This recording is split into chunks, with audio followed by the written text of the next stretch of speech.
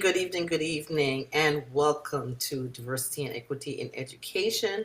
And as you see from the screen next to me, even though it looks like I'm by myself, I'm absolutely not. That ghost voice that you will hear very shortly is the voice of my partner in crime, Miss April Cobb. April, good evening. Hola, ¿cómo está? April is having some technical difficulties, but listen, that voice and that strength of character is going to come on through. We ain't going to be with you too long. We just want to share a few things with you. As usual, we are committed to our schedule, and we are coming in here on the third Sunday of every month. We are now on the third Sunday of June. And as we segue in, we're leading into Juneteenth. And we are just so excited about that period of time at the time that we are now. But we won't backtrack and talk about America in a second. So, April, just tell me a little bit about your week this past weekend, or the closing activities at the end of the school year. Well, the closing activities at the end of the school year did not exist for me because I did not close. I am Mm. still working. So my summer months are no longer as they used to be, which was immediately when the last day when the students departed. Actually, my end of the school year ended in Minnesota, where I had the opportunity to attend the International Education Leadership Conference for community schools. So it was good to be around those that do, if not, well, I'll just say similar work that in this new role that I'm in, and it was refreshing to see that those same type questions that I had as it relates to the barriers, the unknowing of how to navigate in a new space, that it was not isolated. That they too felt that way, and some of them are much so further behind what we do here in Hillsborough County. It seems like Hillsborough County always have that great presentation of exhibiting the work that we do in excellence, but for some reason or another, it starts to break down slowly over time, and we hope that that doesn't happen amongst the community school um core group, but we are sought out among community schools as being one of the best counties that's doing it. So it's been good. It's good. And real quick, can you just because a lot of people were confused about the term public school, magnet school, community school. Can you just give me a quick overview of what a community school is? Wow. So here we go. Go. Community school in this perspective does not mean the school that's in the community. It does not mean that. Community school in this aspect means being able to provide full service. This is my definition. Being Mhm. able to remove or reduce all barriers for students and their families as it relates to what is preventing them from being academically successful in Mhm. schools. That's what community schools mean for me. Now, there's a plethora of definitions. If you want to learn more about it, you can always visit the NEA.com or type in NEA or FEA along with the words community schools, and they'll give you all their definition of it as the founders. But states that have been doing it for a very long time, the one that is always sought out as being the experts, and it's going to be California. They've been doing community schools for a long time, but that's what community school means for me. Meaning that I'm no longer just responsible for 100 kids, give or take, on at Jennings Middle School in a sixth grade class, based upon my roster.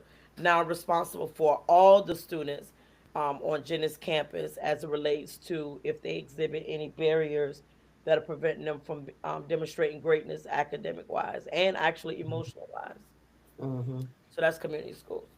Thank you for that. Yeah, that's a good explanation because being able to explain to people is, they all think that it's all one, but it truly No. is different. And as a community, you want basically you service the whole family in Yes. terms of being a community school. Okay, so it's not just okay, drop my child off to school and we're done, but it's like no, we provide every service. That's what you're providing. Okay, Right. which leads into speaking of services and things that extend beyond the school. Let's give everybody a little bit of overview over Brain Booster Camp. We officially completed week one. of the East Tampa Brain Booster Summer Camp. And I will give you my reflection as to it, and then I'll ask April to share. So with the East Tampa Brain Booster Camp, it the kids that are coming in are getting academic activities in the earlier part of the day, and then throughout the day they have guest speakers. They have additional they had their first field trip was this past Thursday, and I think overall both the instructors, which one of my is myself, and really, and the kids really truly enjoyed it. The kids experienced the sound bowl therapy. They experienced one-on-one like mentoring and counseling coaching. They received oh goodness, they had financial literacy, which I found was very interesting, the financial literacy. And because of course it's you're never too young to learn about money and being fiscally responsible, things like that. And Jen, of course, just being able to then go out then to Mosey by the end of the week. And there was just other things. They had yoga. They had, it was just so good. And so, as my pastor would say, if you weren't there, you missed it. Okay. It was just it's such a warm and welcoming environment. It's totally, for me as a regular, being in the class, it is just such a different environment and experience in the summer because it's less pressure, less stressful. It's less you're not being held to such rigorous standards where you can now sit down and do one-on-one reading, one-on-one math, one-on-one with the kids, and you just don't feel, you're trying to reach them at the level they are without that pressure of it gotta be this, gotta be this, gotta be that. So I truly enjoyed it this first weekend. Just looking forward to going forward into the rest of the month of June. April, go ahead. So I will say that back to your statement of the rigor. Oh, it's rigorous. It's Mhm. just not um micromanaged. Okay, that's the word. That's it There we right go. there. Well, the program is very rigorous. Yeah. It's probably the kids be on go from the time they walk in the door. The Hmm. schedule is very connected. It's very, the kids are very connected to the activities and the people that has been put before them. They have opportunity to learn new things, learn new way of managing their emotions, regulate their emotions. They are learning probably more, gaining more insight about financial literacy. And Hmm. like Denise said, then I had learned prior to probably like my 20s. These Yes. kids are getting that information right now. So it's I mean, what you just saw in week one is just a taste of Yes. what the next 7 weeks have for the kids, because it's a lot. Last week it didn't even have all the people that were in place for them. So this week is going to be a lot more on go. So we're very intentional about the needs um, for those students or those participants or those campers that we serve. Hmm. Keyword that we serve. Hmm. Yes, we are always a little stressed and strained and stretched this week because we're learning new little people. Hmm. That's all it is. They're little people, but unfortunately, they're not the average little people like when we were little people. They're Hmm. little people times 10 in each Yeah. body. Have very big personalities. I mean, they are very forward thinkers as it relates to they think they have to say everything at all times in any space. Hmm. So the ultimate goal is to teach them, educate them, embed in them that there's a time and a place for everything. And Hmm. yes, we want to hear your voices. We want to have your presence. But when you are in a classroom setting or a learning environment and you are being provided new knowledge, your job is to be quiet and to listen. Hmm. Because if you're not doing that, you're going to miss at least 75% of the information. And we're very intentional about making sure that everything isn't too long and drawn out to where their attention spans Right. cannot be that of useful to where they're able to collect the information that's being presented to them and then implement it at a later time. So I'm excited for them. I don't know about you, Mom. I have never been to a planetarium. Hmm. So that was new for me. I've been into the one that we always go see the constellations, but I've never been Hmm. into a space like that. So correction, I have been in a black planetarium, not one that big. Let me correct Right. that. Not Right. one that big, because that Hmm. one at Mosey that they just opened last month is massive. It's It's massive. huge. Hmm. So the kids definitely enjoyed that. Yes. And to your point about the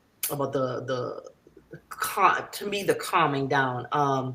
I think, which I wish was in all schools, but that period of time, I think we are blessed to give the children that period of time where, especially with the sound bowl therapy, they actually have that moment where they can be calm, where they can just sit still for a moment, and they can decompress. And I think one of the biggest pieces of feedback from the children was that, is she coming back every day? And because so when we had them write and be able to express, well, what did you feel, what do you think?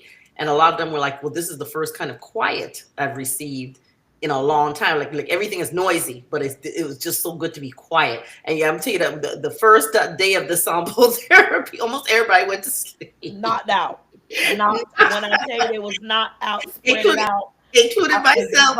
exhausted. Including myself. So I think they got one picture of me. Coach got a picture of me. I was off to the side with just you, you and Sergio. yes, gone. We were gone. So it's just but which I feel is that going back to the importance of nap time. I mean, sometimes we need a good nap. But I think that just that stillness, Did and you then say nap time? afterward, just for them receiving, then they giving the feedback about that was just really great. Just to see them, I really enjoyed this. This is how I felt. The body felt relaxed, and these are also coping strategies when they go back to school and they have to engage in any sort of conflict. It's just remember to breathe through it. Remember to be calm. Just be still. Just to realize it's not the conflict might not even affect you. It might not be about you, but just breathe it through. So I just thought this was just great, the great week one in terms of the strategies and things like that. Can you just give us a quick rundown of NAMI this week had? I don't want to call it expo because I hate using the wrong words. Tell me what was the So activity? on yesterday, today is Sunday. Yes, on Mhm, yesterday mhm, we had our Youth Minds Matter annual Youth and Young Adult Summit, and it's designed for families that may have individuals that are currently, and I'm going to try to refrain from utilizing the word suffering so much, because it's not that these people are suffering; they're embracing their mental health disorders, or their um their families are supporting them in that space of while they're embracing their mental health. Because a lot of times when we use the word suffering, suffering, suffering, then sounds it leads to a place of how can a person, rehabilitate or heal from something or be able to move forward positively if we're constantly saying they're suffering from it.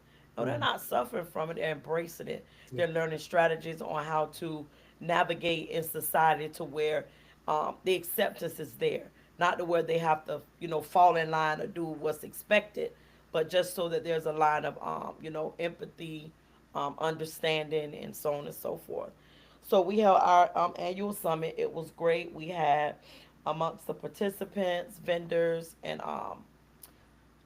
leadership that was there. We had over 100 people there, and that is great for us mhm, because again, we wanted to. Our numbers this year was 120, and that was totally, collectively amongst everybody. So we met our goal, and we were excited to see new faces this year and some familiar ones. I just think that a lot of times our as a people, we utilize the term mental health matters, mental mhm, health this, and we're so about mental health. But what are we doing to meet the needs of youth as it relates to mental health? Most mhm, of the materials, the strategies, and so on and so forth, and conferences, summits, workshops are geared towards adults. And by that time, we're having to do more, more hard work than if we had met the child at, during their time of, adolescence and taught them or supported them in that space, then there would be more of a balance for them. So as a NAMI Hillsborough vice president, I came in with that lens of we got to support the youth. We are being very reactive as it relates to our youth when it comes to mhm, their yeah, mental health. We need to be, proactive in that space. And, they always like, you always talking about, yep. I'm going to always be the of voice of the kids. youth and organizations that, say that they have a mental health pillar or, supposed to be educating the community about that as it relates to the youth. We got to do more than what's the name of that class that they teach youth mental health aid? Mm-hmm. Enough, enough. Mm-hmm. Mm-hmm. We Mm-hmm. got to do more than just sit and get in a workshop. The kids need to actually be able to be in spaces where they can voice, how they're feeling, what they see, collectively as a body amongst their peers. And we just don't create enough space for that, in my opinion. So we're Mm-hmm. very intentional about that with Nami Hillsborough. Yeah, I agree because there really doesn't seem to be any space in school where they're allowed to have that time to just to be able to connect with somebody, talk to somebody. It's about everything that they're feeling, and it seems like with school, it's just everything is so packed in there that there's outside of electives, there's really not any what you could quote unquote. I wouldn't even call it downtime. I would just call it just a time for them to process. They don't have any processing time, you know. So that's a big thing right there. Now, you know what? Speaking of the things that are happening and affecting our youth and stuff like that, let's talk about the big switch for principals. Let me tell you, in Hillsborough County, I think right now there's at least 10 or 11 principals that have been moved to a variety of schools. So before I get a rundown of schools, and parents, this affects you because you're sending your child to a school, especially if you sent multiple children to the same school. This year, when you walk in there with another child, it'll be like, oh no, that's not the same principal, especially a principal that you've known for a long period of time. But here's my, and this is just me, my personal opinion. I know when a lot of principals have done well at a particular school and they've turned the school around or their school grade has increased and things like that, and then the county has a tendency to shift them, move them around.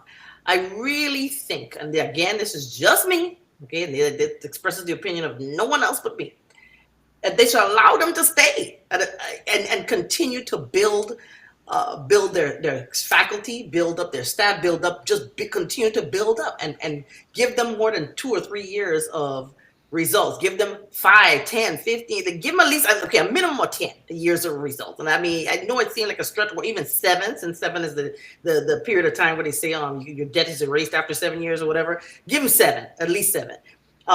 Because for some schools, it's taken them that long to get the correct staff to get to where you need to be, and some staff have a lot of loyalty to their principal, or it could be that hey, um, they're good for morale, and you don't know what's going to come in after that, right? So, in light of that, and that again, let me just running through. In light of that, here I got a quick little rundown of a list of the principals who are actually moving. Not actually the principals' names, but just the schools that are being moved. I think Durant is getting a new principal. Seminole Heights Elementary is getting a new principal. Plant Tech College, Farrell, Madison Middle, Rogers Middle, Turkey Creek, Bing. Where's Bing Elementary? Where is that? I don't know. I have no idea. Graham Elementary, Muller Elementary, Pride Elementary, and then Greco. So, yeah, that's just my personal feeling. Now, April, I don't know what you have to say about that, but I that's agree. that. I agree with you totally. That we move, in my opinion as well. Sometimes we move a little bit prematurely, as it relates to allowing administration to be capable of demonstrating the growth that is expected for a school site to exhibit for the students, and like with anything else, we seem to be the 2 to 3 years and go. Let's switch and do something else. 2 to 3 years, go. Let's switch and do something else. I Mhm. think that 5 to 7 year period is realistic, and it affords for systems to be the first year it's trying to get the buy-in from the staff that stayed, Mhm. trying to gradually you know create those changes that's necessary. Then the second year is then when you bring on your ideas and as leaders and your collaborative thought with the leaders that you have built that core team around. Then by the third year, it's implementation going hard. This is what we need to do. This is how we're doing it. By so on and so forth. Fourth and fifth year, that's where you begin to see, is it working? Is it not? If not, let's tweak some things. And that's what any organization, those are best practices. It's that's just what it is. But maybe we're just so we'll consider antiquated in these systems now since we've been in it so long. Maybe we're the anomaly to think that way. It would be interesting to know how others think, but all the educator friends that I have, and even those that's in leadership, they feel the same way. So Mm-hmm. I don't know. Mm-hmm.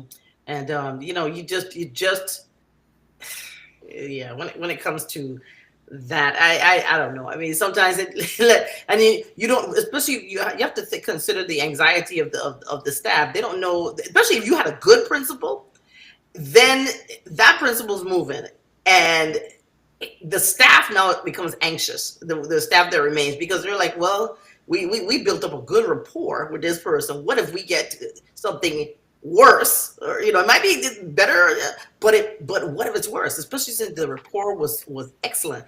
So just keeping in mind, this, when once you move, especially leadership, you're thinking, just think about the staff itself, and especially when right now we all know in teaching, we are highly understaffed.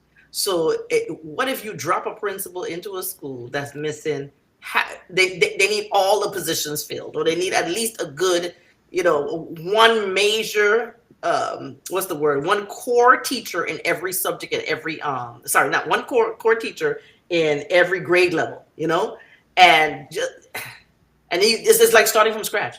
It's like starting over. So Yeah. it's just it's rough. It's rough. So I just wanted to throw that out there with that.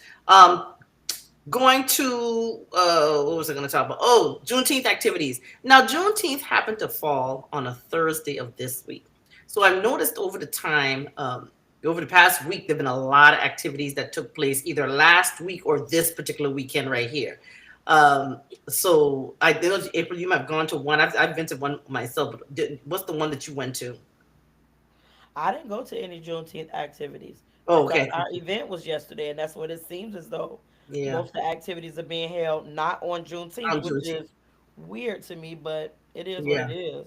Yeah. I'm not really sure why that. I mean, it is a day off. I thought most of the activities would have taken place on that particular. Well, it's a federal holiday if it's still recognized. Right.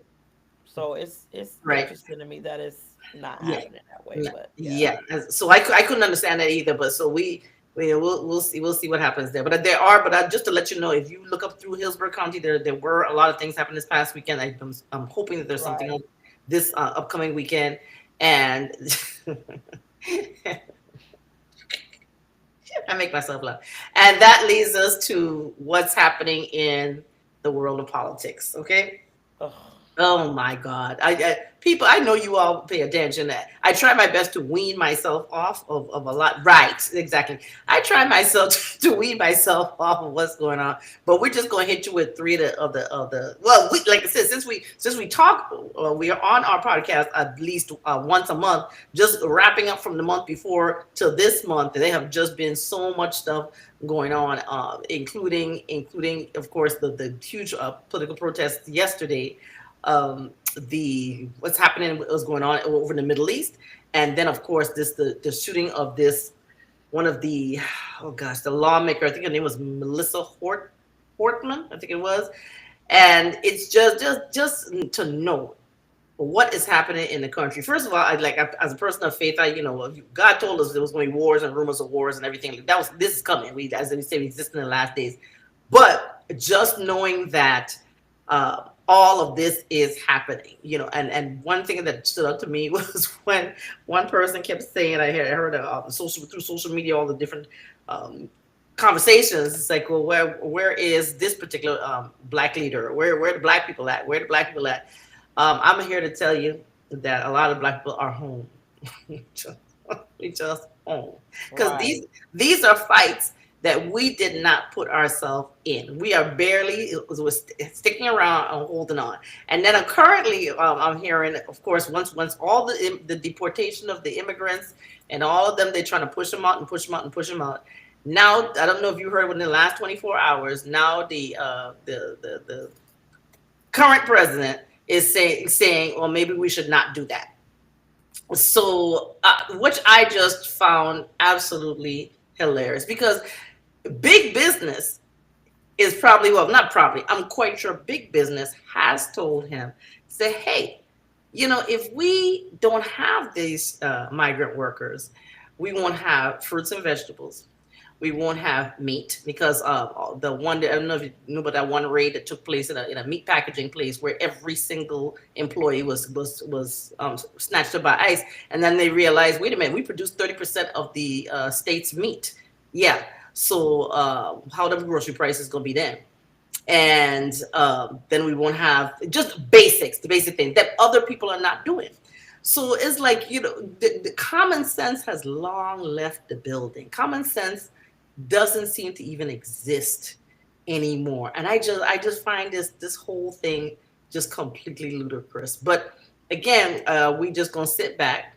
At least I know myself. And when we sit back, when we sit back just and just letting things go completely, because we are having conversations, but the fact that uh, you don't want to get involved in something that will cause you to be on the wrong side of the law either. But we're basically resting at this point in time and just waiting for everything to turn out. What do you think, April?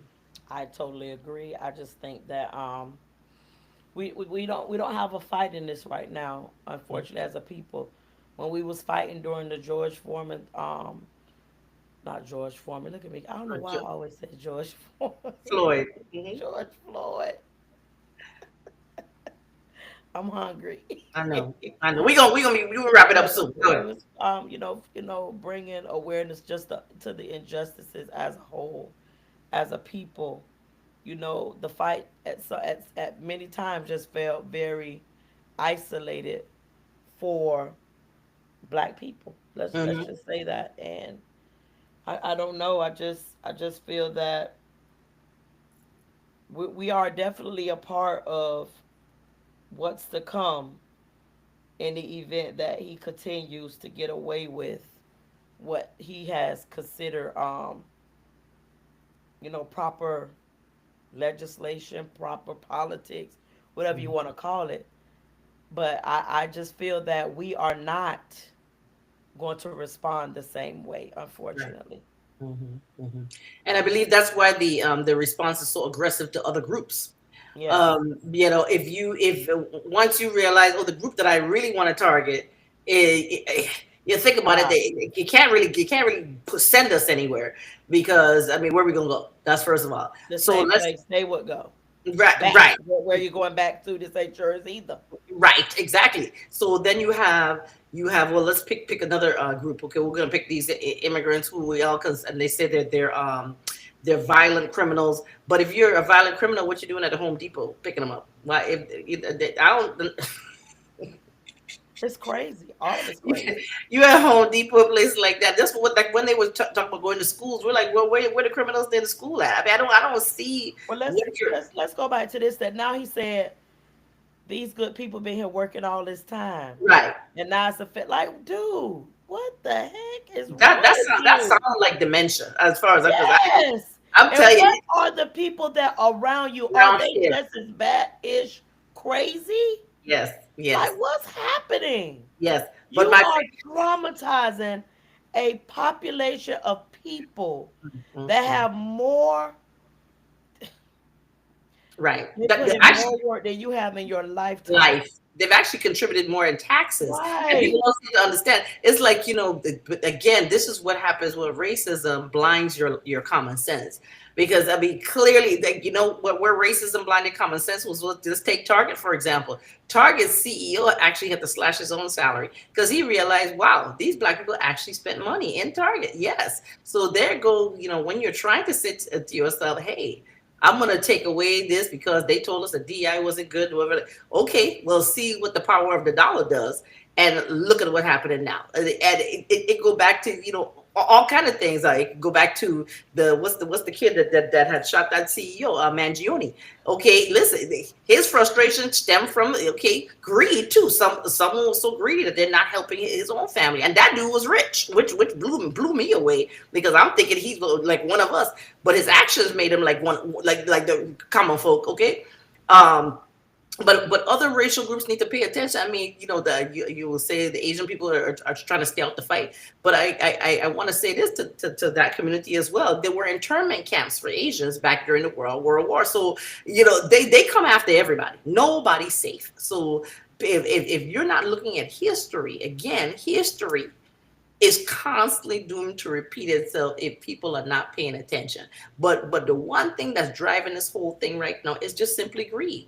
Simply greed. Yep. Once people realize that it's greed, it's not black people taking jobs, Hispanic people taking jobs. It's not that. It's the corporations. It's the billionaires. It's that few little bitty percentage of people that are stealing from you. And once they realize it's them, it's not a racial thing because I never stole nobody's job in my life. But Right. it's like, but billionaires are the ones that take away stuff from the little guy.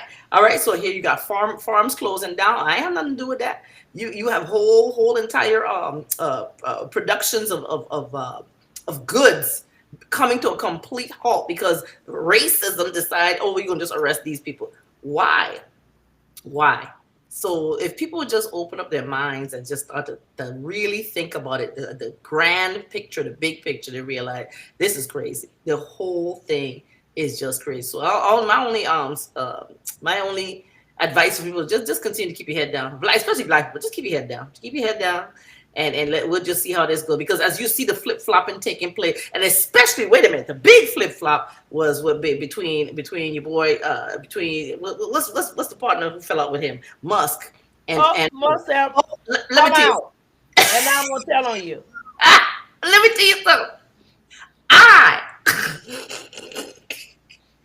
I have been petty in my life. I mean, I have done and said some petty stuff. But you should know. First of all, you should know. You know, you ever been in a relationship and you get broken up. You know which one it got dumped based on how their behavior is. So I mean, listen, the fact that he was texting and tweeting is that what we call it? Tweeted every single time, tweeted, and he just started dropping them. He started dropping up. He's like, "Oh yeah, I read this thing. I got, you know, I made sure that he want. Oh yeah, and by the way, you know why when I didn't release the Epstein file? Cause he in it. I was Right, right, like, wait.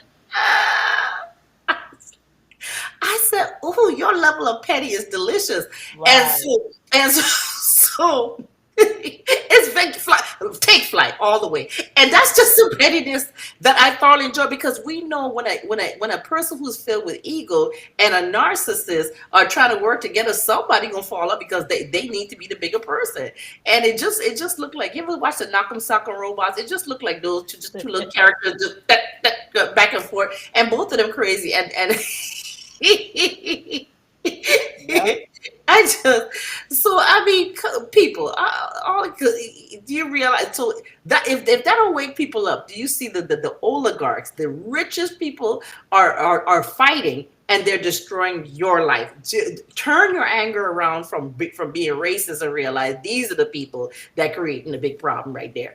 And so that's really, really what I wanted to end up on.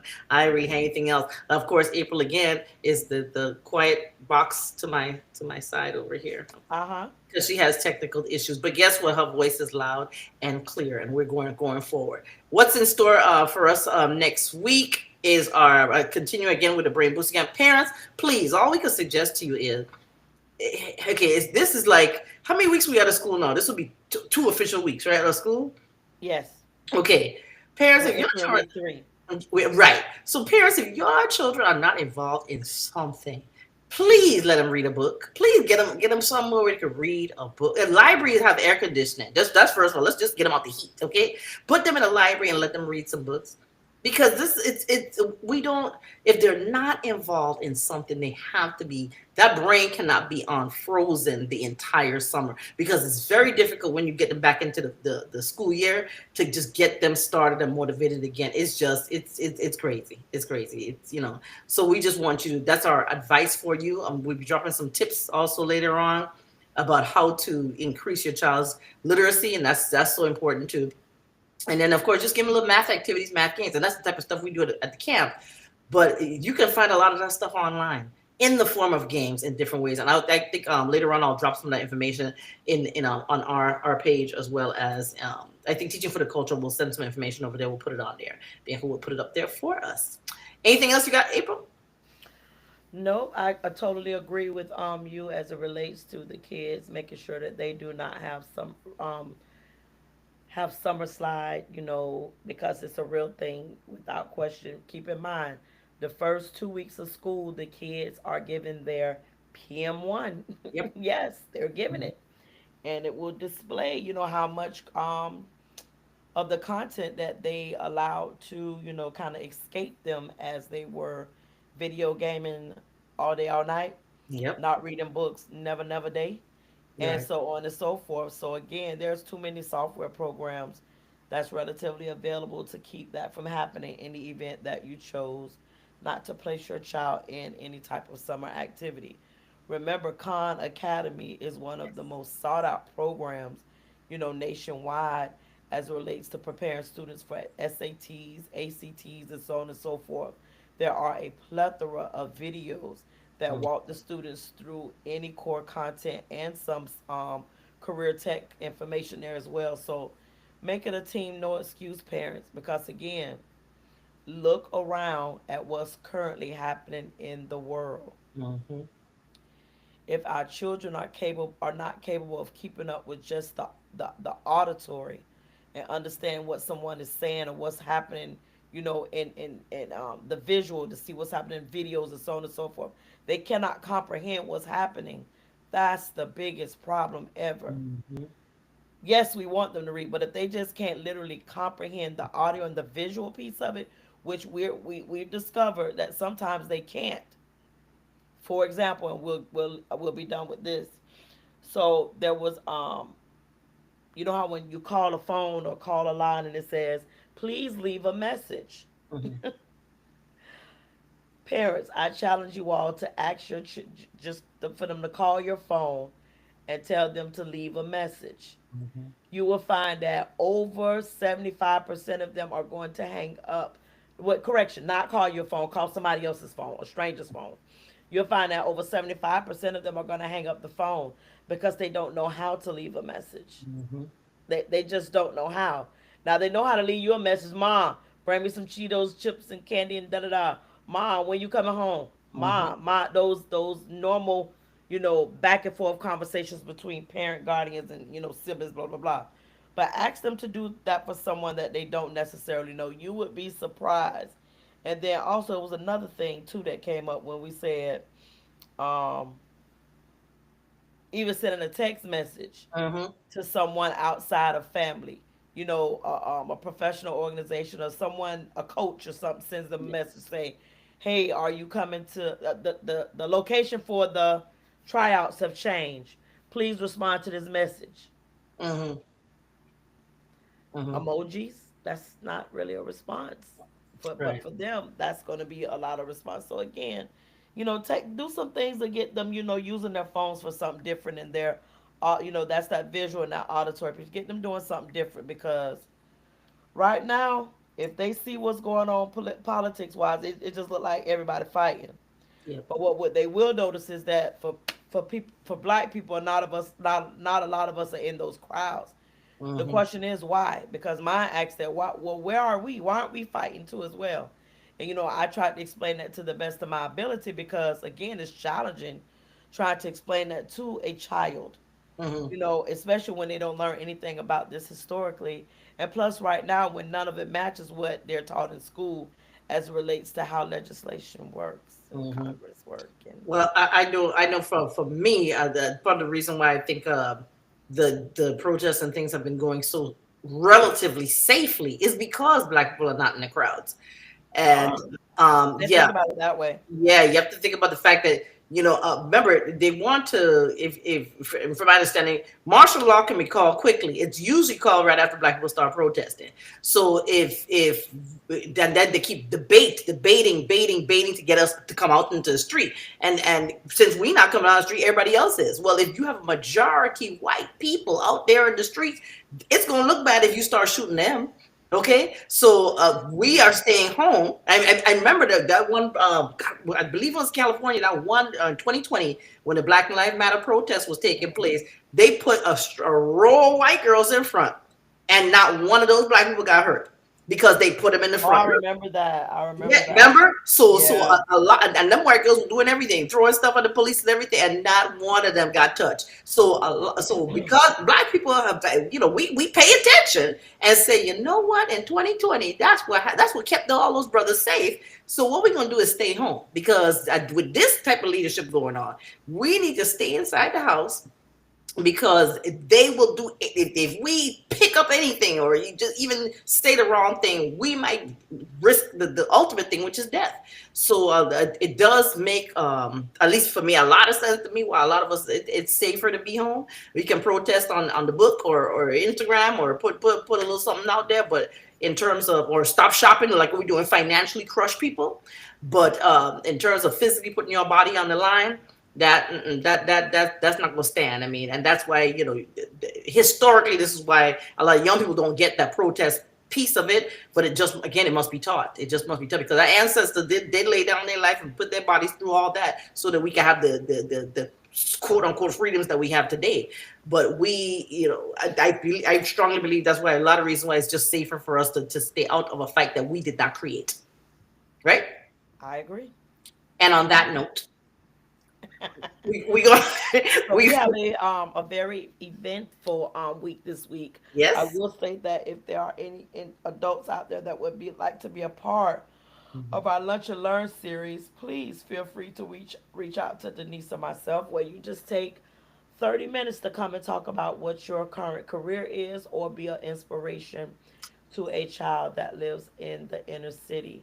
Again, our children learn through experiences. Mhm. They learn through the experiential learning is the best way for them to be capable of making decisions now in their lives that can impact their futures.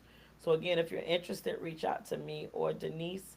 And again, it's 30 minutes. We take lunch at 11. Right, 11:30. I think it's in between 11:15, 11:30. Yes. Mm-hmm. And again, no pressure. Just some little people, about 30 little people, batting their eyes at you, absorbing what it is that you have to offer. And Mm-hmm. therefore you can say, I am making an impact. Okay? That's what it That's correct. requires. So again, it's been real. We want to thank Bianca Gooseby for again with Teacher for the Culture, for hosting us. And again, don't forget, receipts lie. Never say receipts don't People, lie. people Receipts lie. don't, Receipts receipts don't. don't though. Receipts don't lie. So old girl that tried to scoop up teacher for the The culture. You can't culture. say teach for the culture, talk for the culture. Right. Look, none of that. None of that. Mm-mm. Mm-mm. Yeah, Treat people how you want to be treated. thank you. And if you do things the right way, God will bless you That's right. Every single every single time. time. Every Mhm. single time. That's So right. I'm April Cobb with Diversity and Equity. And I'm Denise with Diversity and Equity as well. We'll see y'all this time next month, unless something interesting happen. Like Correct. real, real, real interesting. But other than that, we'll see y'all next month. Bye. Bye.